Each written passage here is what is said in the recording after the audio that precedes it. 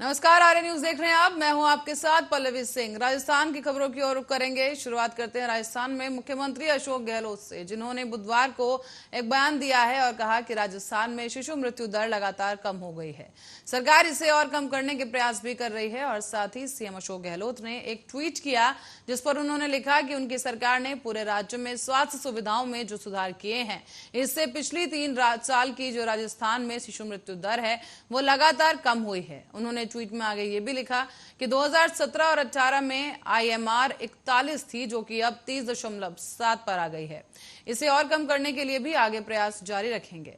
CM Gehlot ने कोटा के सरकारी JK लोन अस्पताल की तस्वीर भी शेयर की और लिखा कि 2019 में कोटा के JK लोन अस्पताल में नवजात बच्चों की मृत्यु की दुखद घटना पर मीडिया में काफी चर्चा हुई थी। हमारी सरकार ने तभी स्थिति बदलने का निश्चय किया था और आज मुझे संतोष है कि कोटा का JK लोन अस्पताल एक मेडिकल अस्पताल हो गया है और वो बन चुका है। साथ ही मुख्यमंत्री अशोक गहलोत के अनुसार केंद्र सरकार से निरीक्षण पर आई कई टीमों ने भी इस अस्पताल की तारीफ की है।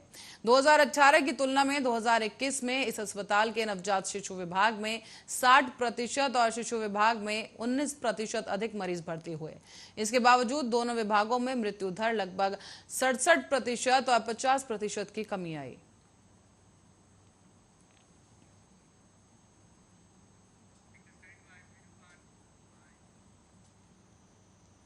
और देश में हाल ही में 5 राज्यों में हुए चुनाव में बीजेपी ने 4 में जीत हासिल की और इस साल के साथ साथ 2023 के भी कई राज्यों में विधानसभा चुनाव होने जा रहे हैं। उनमें से एक राज्य है राजस्थान। ऐसे में बीजेपी के कार्यकर्ता अभी से सक्रिय हो चुके हैं और यही कारण है कि पक्ष और विपक्ष के बीच आरोप प्रत्यारोप के हमले तेज होने लगे हैं। दूसरी तरफ राजनीतिक दलों के अंदर की कला भी अब बाहर आ रही है। राजस्थान की पूर्व मुख्यमंत्री वसुंधरा राजे इन दिनों दिल्ली में पार्टी के बड़े नेताओं से मुलाकात कर रही हैं। इसे लेकर भी अब प्रदेश के राजनीतिक गलियारों में चर्चाएं तेज हो चुकी हैं। कुछ दिनों पहले भी पूर्व सीएम राजे ने प्रधानमंत्री नरेंद्र मोदी से मुलाकात की थी और राजस्थान में अगले साल होने वाले चुनाव को देखते हुए बीजेपी यहां पूरी तरह से सक्रिय हो चुकी है।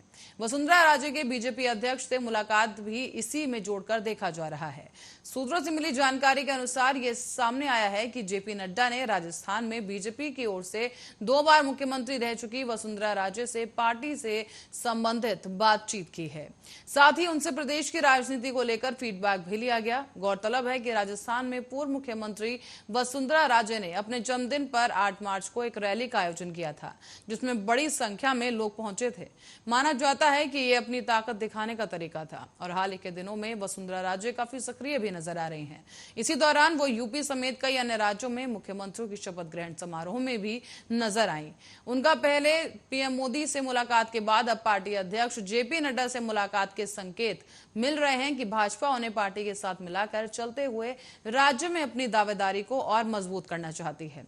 इससे पहले गृह मंत्री अमित शाह ने भी पहले ही ये साफ कर दिया था कि प्रदेश में चुनाव PM मोदी के नाम पर लड़ा जाएगा। मुख्यमंत्री के चेहरे को लेकर प्रदेश में लंबे समय से चल रही खींचतान और शक्ति प्रदर्शन के साथ नेताओं की बयानबाजी के बीच अब शीर्ष नेतृत्व से मुलाकात से यह तो साफ हो चुका है कि राज्य एक अहम ताकत रखती है।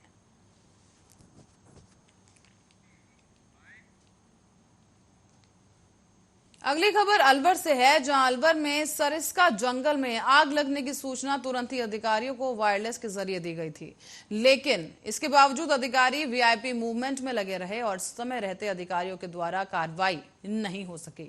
इसका यह नतीजा रहा कि आग तेजी से फैलती गई। रविवार 27 मार्च की शाम को सरिस्का के अधिकारी सचिन तेंदुलकर की पत्नी अंजलि के इंतजार में क्षेत्र निर्देशक RN मीणा अपने साथ अन्य अधिकारियों और बीजेपी नेता राम मीणा को साथ लेकर स्वागत में खड़े थे। तो वहीं दूसरी ओर आग बढ़ती गई। वन कर्मियों के जरिए अफसरों को दोपहर के बाद करीब 4 बजे के आसपास जंगल में आग लगने का मैसेज वायरलेस पर मिल चुका था, लेकिन सूचना को ज्यादा गंभीरता से नहीं लिया गया। जैसे ही अंजलि तेंदुलकर सरिस्का पहुंची, कुछ अफसर RN मीणा और उनके साथ खड़े लोगों की तस्वीर खींचने लग गए। इसके बाद भी अधिकारियों ने आग पर कुछ करने से पहले अपनी ओर से टाइगर की साइटिंग करना तय किया। सरिस्का के अधिकारी RN मीणा के ड्राइवर लगातार गुमराह भी करते रहे कि आग पर काबू पाने के लिए काम जारी है। हालांकि अलवर सरिस्का के DFO RN मीणा ने बताया है कि जब हमारे पास आग लगने की सूचना का मैसेज आया, उसी दौरान हमने टीम को रवाना कर दिया था। उसके बाद भी कई अधिकारी भी पहुंचे और मैं खुद भी मौके पर पहुंच गया। पूरी रात आग बुझाने में टीम के साथ लगे रहे और ऐसा कुछ नहीं है। कुछ फोटोज जरूर वायरल हो रहे हैं और कुछ लोग ऐसे ही माहौल बनाने की कोशिश करते हैं।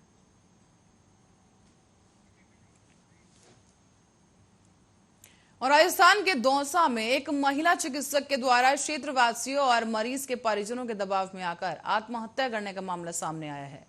उसने आत्महत्या से पहले एक सुसाइड नोट लिखा, जिस नोट में उसने लिखा, जो कि अब वायरल हो रहा है। सुसाइड नोट में महिला चिकित्सक ने खुद को बेगुनाह बताया है और लिखा कि मैंने किसी को नहीं मारा, मेरा मरना ही शायद मेरी बेगुनाही साबित कर दे। सुसाइड नोट में यह लिखकर लालसोट के कोथुन रोड स्थित आनंद हॉस्पिटल की महिला चिकित्सक अर्चना शर्मा ने मंगलवार की सुबह 11:30 पर घर में फंदा लगाकर आत्महत्या कर ली।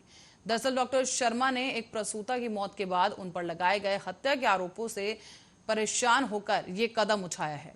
पुलिस के मुताबिक आनंद हॉस्पिटल में सोमवार को एक प्रसूता की मौत के बाद परिजन और अन्य लोगों ने शव को हॉस्पिटल के गेट पर रखकर धरना प्रदर्शन किया था। प्रसूता के पति ने महिला चिकित्सक और हॉस्पिटल के संचालक और उसके पति के खिलाफ लापरवाही का आरोप लगाते हुए हत्या का मामला दर्ज करवाया था।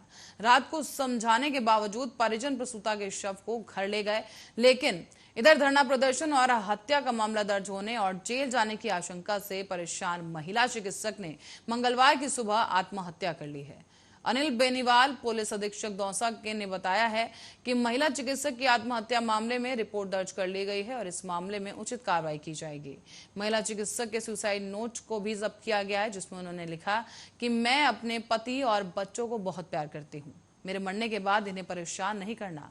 मैंने कोई गलती नहीं की और ना ही किसी को मारा है। पीबीएच एक जटिलता है। डॉक्टर को इतना प्रताड़ित करना बंद करो। Don't harass innocent doctors please. मेरे बच्चों को मां की कमी महसूस मत होने देना।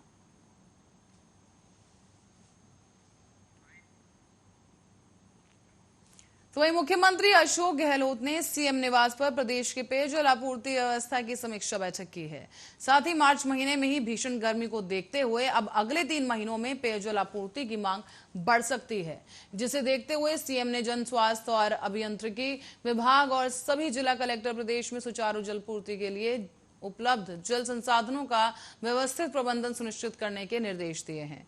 उन्होंने कहा है कि पीएचईडी, बिजली और पुलिस प्रशासन सभी समन्वय के साथ काम करेंगे, जिससे पेयजल आपूर्ति की समस्या गंभीर नहीं हो और कानून व्यवस्था की स्थिति बनी रहे। जिला कलेक्टर पेयजल व्यवस्था के लिए कंटिजेंसी प्लान के तहत आवश्यक स्वीकृतियां शीघ्रता के साथ जारी करने को भी कहा गया और साथ ही हैंडपंप और नलकूप मरम्मत के कार्यों को अभियान के रूप में पूरा किए जाने को लेकर भी निर्देश किए गए। आपको बता दें कि सीएम गहलोत ने कहा है कि कहीं भी पेयजल संकट की स्थिति बनने पर व्यवस्थाएं सुचारू रहें। जिला कलेक्टर ये सुनिश्चित करेगा और पेयजल संबंधी शिकायतों की प्रभावी मॉनिटरिंग करने के भी निर्देश दिए गए हैं। जिन जिलों में पेयजल की कमी है, वहां लोगों को पेयजल आपूर्ति के बारे में अखबारों और सोशल मीडिया के माध्यम से सूचना भी उपलब्ध करवाई जाए। लोगों को इस बारे में जागरूक किया जाए, साथ ही इससे व्यवस्था भी सुचारू रह सकेगी। नहरबंदी के दौरान प्रभावित जिलों में पेयजल स्टोरेज की समुचित व्यवस्था रखी जाए और पानी चोरी रोकने के इंतजाम भी किए जाएं। तो वहीं मुख्यमंत्री ने गृह विभाग के साथ ये बैठक की थी, जिसमें उन्होंने अतिरिक्त सुरक्षा के जुड़े विभिन्न विषयों पर भी समीक्षा की है। इस दौरान प्रदेश के सीमावर्ती जिलों में कानून व्यवस्था की स्थिति, मादक पदार्थों, जाली नोट, हथियारों की तस्करी और तमाम ऐसे मुद्दों पर उन्होंने बात की है और साथ ही इन तस्करियों को रोकने समेत कई अन्य गैर कानूनी गतिविधियों पर सख्ती के साथ अंकुश लगाने के निर्देश दिए। अपराध के खिलाफ राज्य सरकार की नीति जीरो टॉलरेंस की रही है और पुलिस अधिकारियों को निर्देश दिए गए कि प्रदेश में आंतरिक सुरक्षा के समक्ष चुनौती उत्पन्न करने वाले अपराधियों के खिलाफ सख्त से सख्त कार्रवाई की जाए। साथ ही सीमावर्ती जिलों में विशेष सतर्कता और चौकसी बरती जाए।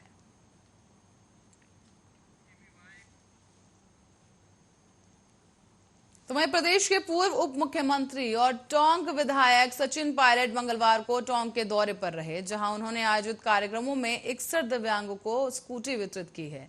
साथ ही उन्होंने पार्टी द्वारा प्रदेश में चलाए जा रहे कांग्रेस के डिजिटल सदस्यता अभियान की बैठक ली। इसके साथ ही पायलट ने 30.28 लाख रुपए की स्वीकृति राशि से तैयार पंचायत समिति टोंक के नवनिर्मित सभा भवन, पंचायत समिति के रेनोवेशन और अन्य निर्माण कार्य का लोकार्पण भी किया। पायलट ने कांग्रेस पार्टी के डिजिटल सदस्यता अभियान की बैठक को संबोधित करते हुए कहा कि पूरे देश में पार्टी का सदस्यता अभियान जोर और शोर से चल रहा है। वर्तमान युग डिजिटल युग है, इसी को ध्यान में रखते हुए अब पार्टी ने डिजिटल सदस्यता अभियान की शुरुआत की है। पायलट ने यह भी कहा कि समय के साथ अपने कार्य करने के तरीके में बदलाव लाना एक अच्छी बात है। साथ ही पूर्व में गांव ढांगी जाकर सदस्यता की कॉपियां भरवाकर पार्टी के सदस्य बनाए जाते थे, लेकिन अब डिजिटल सदस्यता अभियान के माध्यम से जो सदस्य बनाए जाएंगे उनका एक डेटाबेस तैयार होगा। उन्होंने ये भी जानकारी दी कि इसके माध्यम से अब हमारे शीर्ष नेताओं के संदेश, पार्टी की रीति नीति और कार्यक्रमों की जानकारी प्रत्येक सदस्य के पास आसानी से और शीघ्रता के साथ पहुंच सकेगी। इसके लिए आवश्यक है कि सदस्यता अभियान की पूरी प्रक्रिया को आप लोग गंभीरता से लें और मिली भांति इसे समझें और साथ ही इसमें किसी भी प्रकार की त्रुटि ना करें। इस दौरान सचिन पायलट ने 9 निर्दलीय पार्षदों को कांग्रेस की सदस्यता भी ग्रहण करवाई है।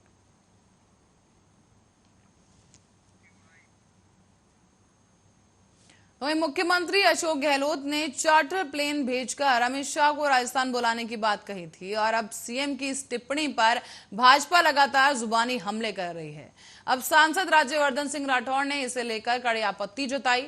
राज्यवर्धन सिंह राठौड़ ने कहा है कि अशोक गहलोत जी, जब आपके निर्देश पर आपके साइबर योद्धा ये लंबा चौड़ा ट्वीट लिख रहे थे, ठीक उसी समय जयपुर में 19 साल की युवती के साथ दुष्कर्म की खबर आई। शायद आपका और आपकी टीम का ध्यान उस पर नहीं गया होगा, क्योंकि दुष्कर्म जैसी घटनाएं आप लोगों के लिए मात्र मनोरंजन का विषय बन गई हैं। राठौड़ ने आगे कहा कि गहलोत जी भूल गए या याद दिलाएं आपको किस तरह भेरे सदन में आपकी पार्टी के विधायक रेप विक्टिम का मजाक उड़ा रहे थे। दुष्कर्म की घटनाओं पर रोक लगे इसी विषय पर विमर्श करने की बजाय राजस्थान को मर्दों का प्रदेश बताकर बेशर्मी से अट्टहास कर रहे थे। उन्होंने कहा कि अभी हाल ही में आपके प्रिय विधायक के पुत्र अपने ही मित्रों के साथ 10वीं में पढ़ने वाली एक नाबालिग छात्रा के साथ गैंगरेप कर उसका अश्लील वीडियो बनाकर वायरल करते हैं। विडंबना देखिए कि सत्ता के दबाव में अभी तक वो पुलिस की गिरफ्त में नहीं आ सकते हैं।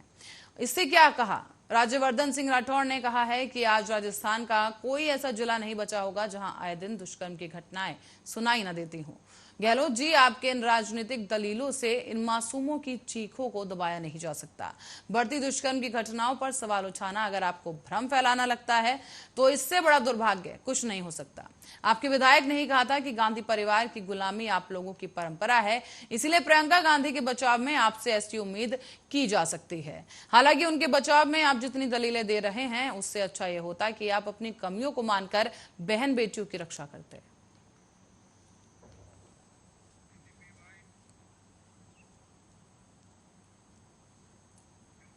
और इसी के साथ बढ़ेंगे अगली खबर की ओर, जो कि सिरोही से सामने आई है। आपको बता दें कि सिरोही के मंडार गांव में विवाहिता का आरोपी ने 6 साल तक देह शोषण किया है और इस आरोपी ने महिला की अश्लील वीडियोस भी बनाए, जिसके आधार पर वो प्रताड़ित करता रहा और पीड़िता को ब्लैकमेल किया गया।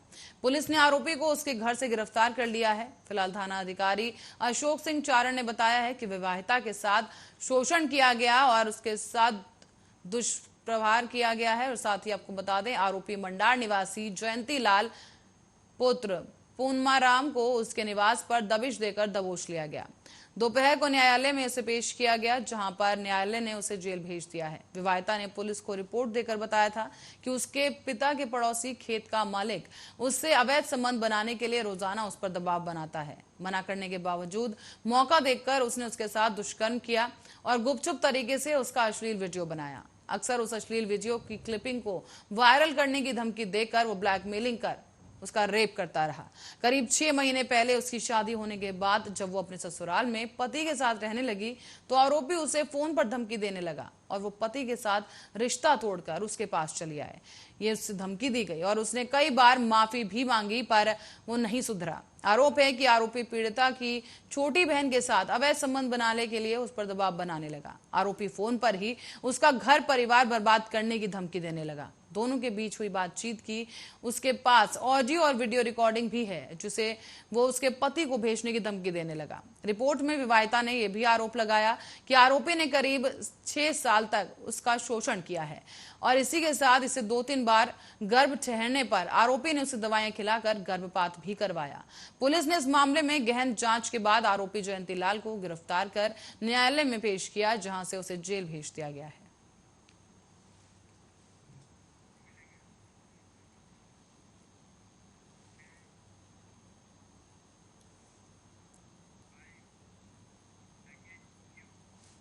और आईपीएल 2022 का आगाज 26 मार्च यानी शनिवार से हो चुका है, जहां पर इस बार आईपीएल में 8 टीमों की जगह 10 टीमें ट्रॉफी के लिए पूरा जोर लगाती नजर आएंगी। आईपीएल के सीजन में गुजराती टाइटंस और लखनऊ के सुपर जायंट्स को नई टीम जो डेब्यू करने जा रही हैं। आइए एक नजर डालते हैं उन चीजों पर जो आईपीएल 2022 को पहले से कहीं ज्यादा बड़ा और शानदार बनाएगा।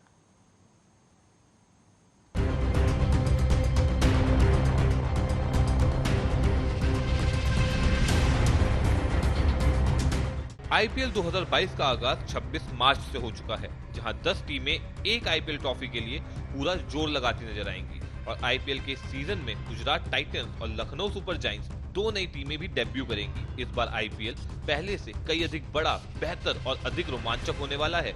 2 नई फ्रेंचाइजी आईपीएल में एक नया आयाम जोड़ने का काम करेंगी, जो लीग की गतिशीलता को पूरी तरह से बदल सकती है। तो आइए आपको बताते हैं कि इस बार के आईपीएल लीग में क्या क्या नया और क्या क्या बदलाव है। सबसे पहले इन मैचों का पूरा शेड्यूल ही बदल चुका है। तो वहीं आपको बता दें कि अब तक की लीग में 60 मैच 8 टीमें खेला करती थी, लेकिन अब 10 टीमें 74 मैच खेलेंगी, जो एक नए संशोधित प्रारूप के साथ होंगे। लीग चरण में प्रति टीम 14 मैच खेलेंगी, लेकिन 10 टीमों को 5-5 के 2 समूह में विभाजित किया गया है। 2022 के आईपीएल टूर्नामेंट के लीग चरण के दौरान अपनी 10 टीमों को वीरता देगा और उन्हें 2 वर्चुअल समूह में रखेगा। यह नियम इस बात पर आधारित होता है कि किसी टीम ने कितनी बार आईपीएल जीता या फाइनल में जगह बनाई है। नया प्रारूप फ्रेंचाइजी के लिए चीजों को काफी हद तक बदल देगा, जिससे उन्हें अपने विरोधियों के खिलाफ नई मैच योजनाओं और विचारों को अपनाने के लिए मजबूर होना पड़ेगा। और दूसरा, इस बार कुछ नए नियम भी बनाए गए हैं। आईपीएल 2022 में डीआरएस, टीमों के लिए कोविड-19 के नियम, सुपर ओवर और नए पेश किए गए एमसीसी कानूनों के संबंध में कुछ बड़े नियमों में परिवर्तन भी देखने को मिलेंगे। कोरोना को कुछ महीने पहले की तुलना में इस समय भारत में खतरा कम है, लेकिन किसी भी तरह के वायरस के कारण प्लेइंग 11 को मैदान में उतरने में असमर्थता के नियम में बदलाव होगा। बीसीसीआई ने कहा है कि अगर खेल का पुनर्निर्धारण संभव नहीं है तो मामला तकनीकी समिति को भेजा जाएगा। प्लेइंग 11 के लिए कम से कम 7 भारतीय होने चाहिए और एक क्षेत्र रक्षक में 12 से कम खिलाड़ी उपलब्ध होने के बाद ही किसी भी मैच में संख्या कम होने पर टीम को मैदान में उतरने में असमर्थ माना जाएगा। बीसीसीआई अपने विवेक पर प्रयास करेगा कि सीजन के लिए मैच को पुनर्निर्धारित करे। यदि यह संभव नहीं है तो इस मुद्दे को आईपीएल तकनीकी समिति को भेजा जाएगा। खेलने की स्थिति में एक और अतिरिक्त डीआरएस की संख्या में 1 से 2 की वृद्धि है। बोर्ड ने हाल ही में मेलबर्न क्रिकेट क्लब एमसीसी के सुझाव का भी समर्थन किया है कि नए बल्लेबाज को स्ट्राइक लेना होगा, भले ही बल्लेबाज ने कैच के दौरान क्रीज क्रॉस किया हो। विशेष रूप से अंतर्राष्ट्रीय क्रिकेट के लिए कानून इस साल के अंत में अक्टूबर में ही लागू होता है। हालांकि आईपीएल ने इसे सीधा लागू करने का फैसला किया है। एक कैच आउट होने पर चाहे बल्लेबाजों ने क्रीज पार किया हो, आने वाला बल्लेबाज स्ट्राइक लेगा, सिवाय इसके कि यह ओवर की आखिरी गेंद है। और इस बार के सुपर ओवर में भी बदलाव किया गया है। बीसीसीआई ने फैसला किया है कि अगर नियमित खेल समय के बाद किसी कारण से सुपर ओवर का मंचन नहीं किया जा सकता तो उसके बाद के सुपर ओवरों का आयोजन टाई को तोड़ने के लिए नहीं किया जा सकता है, तो लीग तालिका में उच्च स्थान हासिल करने वाली टीम को विजेता घोषित किया जाएगा। बेंगलुरु की फ्रेंचाइजी ने दक्षिण अफ्रीका के फाफ डु प्लेसिस को नया कप्तान नियुक्त किया है। फाफ ने भूमिका में विराट कोहली का स्थान लिया। आईपीएल 2022 की शुरुआत से ठीक पहले धोनी ने गुरुवार को सीएसके की कप्तानी रविंद्र जडेजा को सौंपने का फैसला किया है। स्टार ऑलराउंडर जो 2012 से चेन्नई सुपर किंग्स का अभिन्न अंग रहा है, धोनी और सुरेश रैना के बाद चेन्नई स्थित फ्रेंचाइजी का नेतृत्व करने वाले तीसरे खिलाड़ी होंगे। धोनी, जिनके तहत सीएसके ने 2004 मैचों में रिकॉर्ड 121 जीत दर्ज की है, फ्रेंचाइजी का प्रतिनिधित्व करना जारी रखेंगे। पिछले साल तक दिल्ली कैपिटल्स के कप्तान श्रेयस अय्यर को कोलकाता स्थित फ्रेंचाइजी का कप्तान नियुक्त किया गया है। अय्यर, जिन्हें केकेआर ने मेगा नीलामी में 12.25 करोड़ में खरीदा था। भूमिका में इयॉन मॉर्गन की जगह लेंगे। पंजाब को मयंक अग्रवाल के रूप में नया कप्तान मिला है, जिसे मेगा नीलामी से पहले फ्रेंचाइजी ने रिटेन किया था। ये मयंक का आईपीएल कप्तान के रूप में पहला कार्यकाल भी होगा। टैलेंट मीट्स अपॉर्चुनिटी आईपीएल की टैगलाइन है। इस मेगा लीग ने कुछ अद्भुत युवा संभावनाओं को खोजने में कुछ वर्षों में अहम भूमिका निभाई है। हर आईपीएल सीजन में नए ट्रेंड सामने आते हैं, जिनमें से कई भारत के लिए भी खेलते हैं। देवदत्त पैडिकल, रवि बिश्नोई, यशस्वी जायसवाल, ऋतुराज गायकवाड़, कार्तिक त्यागी, उमरान मलिक और अन्य ने आईपीएल के पिछले कुछ सत्रों में अपना कौशल दिखाया है। इस साल भी दिल्ली कैपिटल से यश धुल, मुंबई कैपिटल से Dewald beverage, Chennai super Kings से राजवर्धन हैंगरगेकर, गुजरात टाइटन से रहमानुल्लाह गुरबाज और पंजाब से राज बावा आईपीएल में डेब्यू करने के लिए तैयार हैं और सभी को अपने प्रदर्शन के साथ मंत्रमुग्ध करने की उम्मीद है। Bureau report RJ news.